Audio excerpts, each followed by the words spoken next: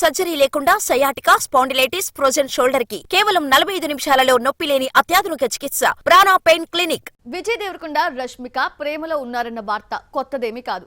ఏళ్ల తరబడి ఈ న్యూస్ చక్కలు కొడుతూనే ఉంది. డేటింగ్ లో ఉన్నారు అన్నది కూడా పాత న్యూసే. చాలా సార్లు చట్టా పట్టాలేసుకొని దొరికిపోయారు. అయితే ఈసారి నెటిజన్లు మాత్రం రష్మికపై సానుభూతి, రౌడీ హీరోపై విమర్శలు గుప్పించారు. ఓ వీడియో ఫ్యాన్స్ మైండ్ సెట్ ని మార్చేసిందా? హావెలు.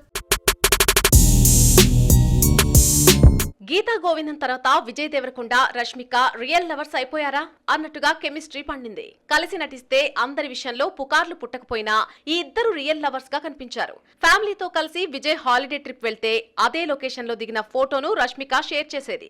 దీంతో రష్మిక కూడా రౌడీ హీరో ఫ్యామిలీ అయిపోయింది.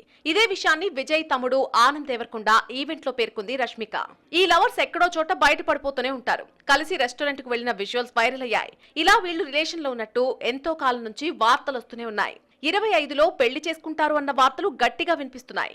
ఈ క్రమంలో పెళ్లికి ముందు వెళ్తున్నటువంటి హాలిడే ట్రిప్ ఇదేనంటూ నెటిజన్లు ఆ మధ్య కామెంట్ చేశారు. పుష్ప 2 రిలీజ్ టైంలో జరిగిన ఈవెంట్ లో ఇండస్ట్రీకి సంబంధించిన అతన్నే పెళ్లి చేసుకుంటారా అని అడగ్గా దానికి సమాధానంగా మీ అందరికీ తెలుసు అంటూ హింట్ ఇచ్చింది రష్మిక. ఇద్దరం మంచి స్నేహితులు మాత్రమే అని చాలా కాలంగా చెబుతున్నా జనాలు మాత్రం ఈ ఇద్దరిని ఫ్రెండ్స్ గా కంటే లవర్స్ గానే చూస్తున్నారు.